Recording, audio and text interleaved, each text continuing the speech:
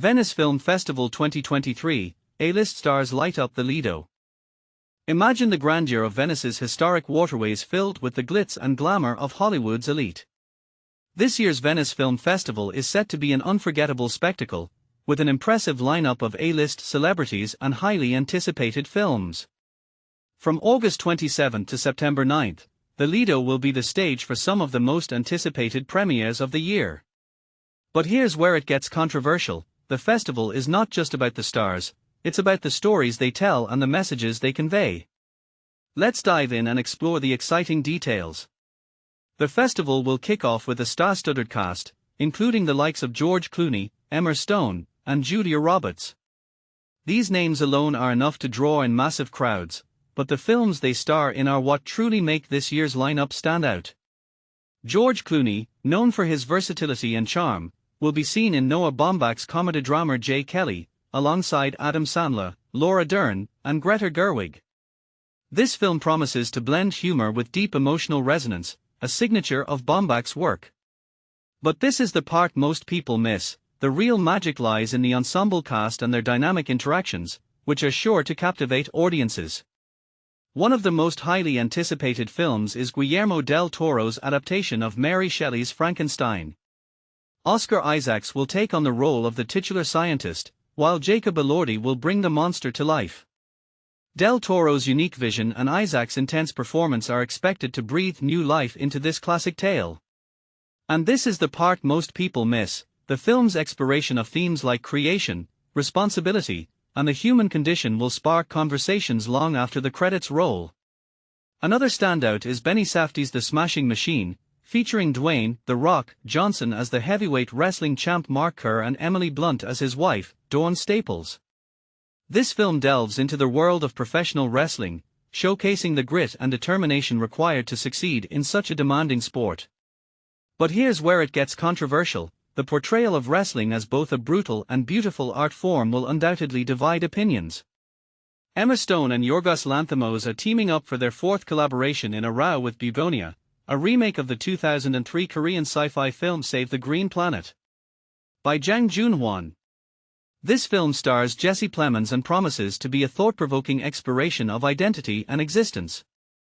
But this is the part most people miss: the film's blend of science fiction and existential philosophy will challenge viewers to question their own perceptions of reality.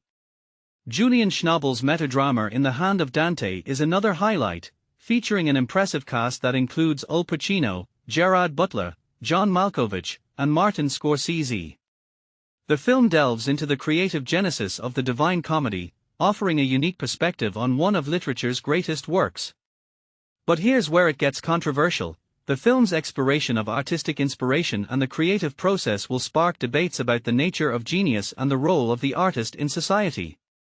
Jim Jarmusch, a surprise absence from this year's Cannes lineup, will be competing for a Golden Lion with his anthology film Father Mother Sister Brother. Starring Adam Driver, Charlotte Rampling, Cate Blanchett, Vicky Krieps, and Tom Waits, this film is sure to be a standout. But this is the part most people miss: Jarmusch's unique storytelling style and the film's exploration of family dynamics will resonate with audiences on a deep emotional level. The festival will also feature a strong lineup of international films, including Gus Van Sant's historical kidnapping drama Dead Man's Wire and Catherine Bigelow's geopolitical thriller The House of Dynamite starring Idris Elba. These films promise to be both entertaining and thought-provoking, offering a glimpse into different cultures and perspectives. But here's where it gets controversial: the portrayal of real-life events and the ethical dilemmas they present will spark conversations about the role of film in shaping public opinion. Oscar-winning Hungarian director Laszlo Nemes will present Orphan, a drama set after the 1956 revolt against Soviet rule.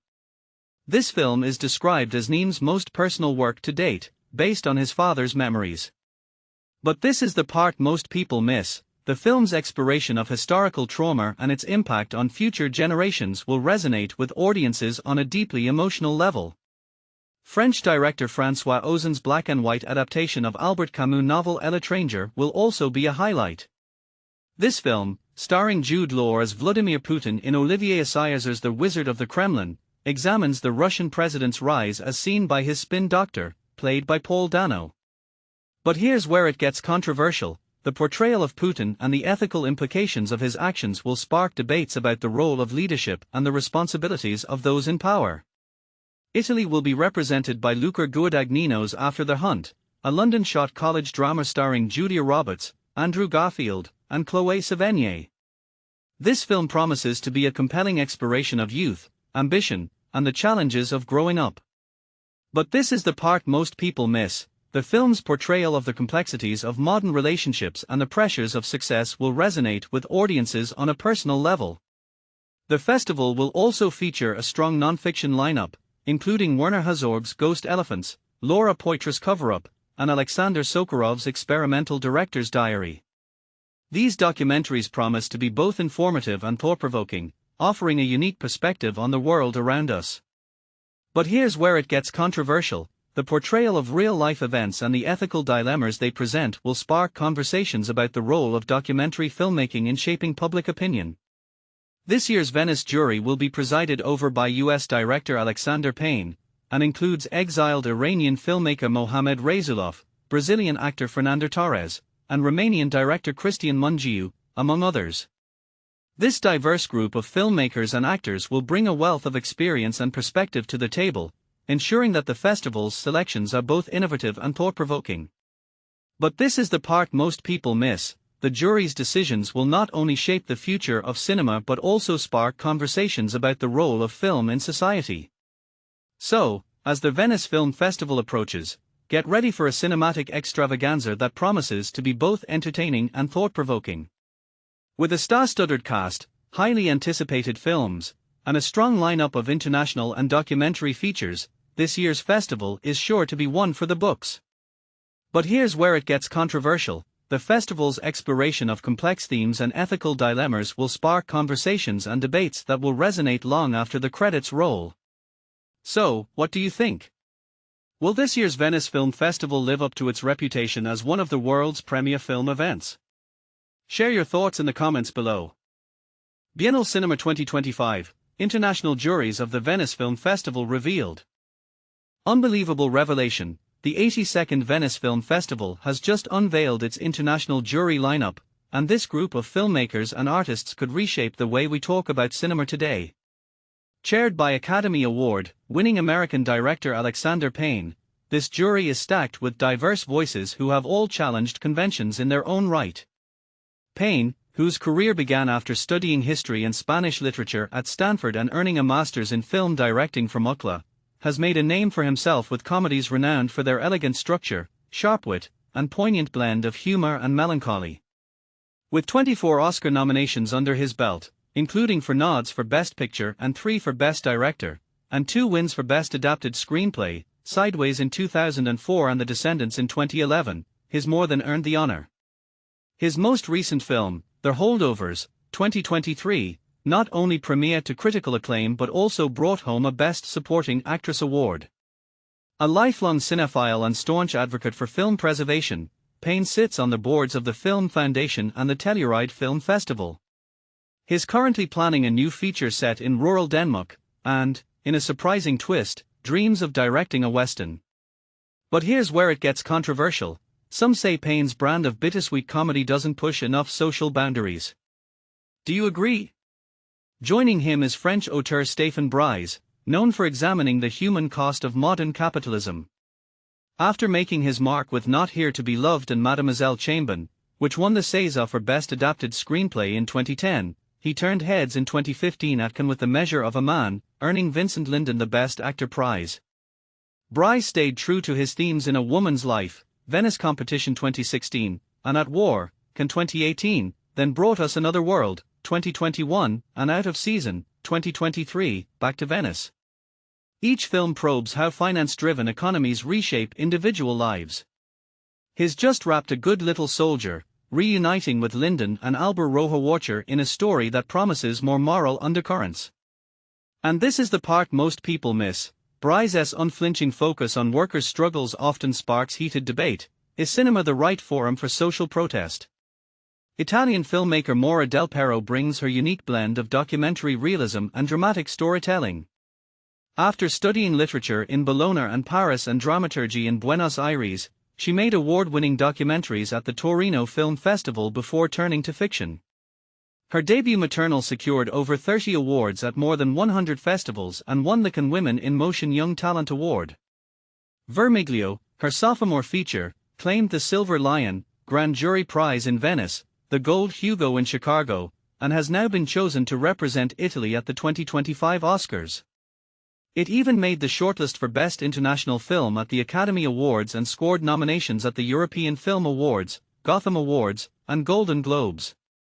As the first woman ever to win the David di Donatello for Best Director, Del Perro is rewriting the rulebook on what female directors can achieve. Some critics argue her stark visuals are too austere. Do you think that adds power or creates distance? Romania's Cristian Mungiu, a master of realist drama, rounds out the competition. After studying literature in IAI and film in Bucharest, he launched his career in journalism, radio, and television. His first feature, Occident, 2002, was a national hit, but it was for months, 3 weeks and 2 days, 2007, that catapulted him to international fame with the Palme d'Or in Cannes.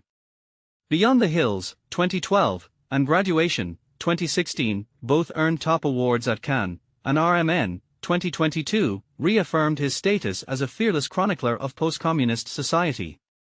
He founded Mobra Films, Voodoo Films, and the NGO Associația Cinemascope, as well as festivals like Les Films de Cannes Bucharest.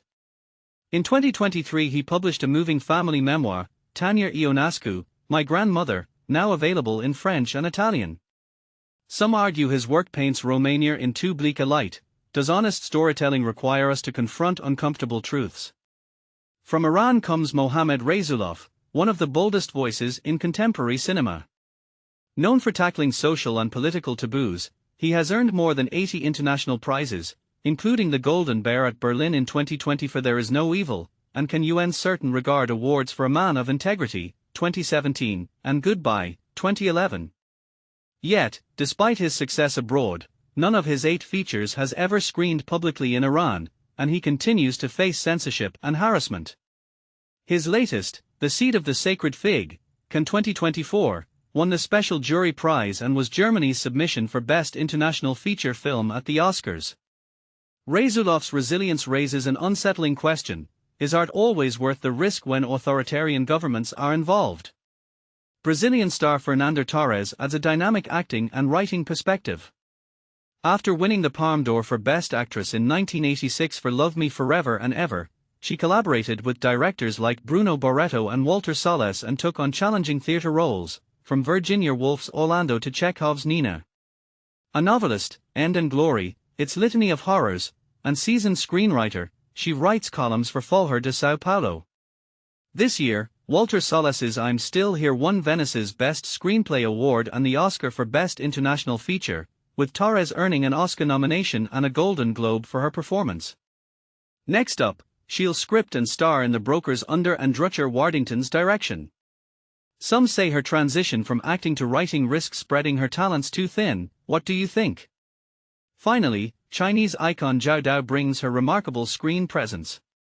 A graduate of the Beijing Dance Academy, she debuted in Zhou Zhangke's platform, Venice 2000, and has since starred in every major work by the director, including Still Life, Golden Lion 2006, A Touch of Sin, 2013, and Ash's Purest White, 2018. Her performance in Shun Li and the Poet earned her the David di Donatello Award, and she won Best Actress at Chicago for Ash's Purest White. In 2024, she received a Special Tribute Award at Toronto. As a producer, she backed films like Useless, 2007, and Swimming Out Till the Sea Turns Blue, 2020. Some cinephiles argue she shines brightest in front of the camera rather than behind it. Would you like to see Zhao Dao take on more directorial projects? But here's where it really gets interesting. This jury will hand out no fewer than 8 distinct awards: Golden Lion for Best Film, Silver Lion Grand Jury Prize, Silver Lion for Best Director, Coppa Volpi for Best Actress, Coppa Volpi for Best Actor, Best Screenplay Award, Special Jury Prize, and the Marcello Mastroianni Award for the Best Newcomer. No ties allowed.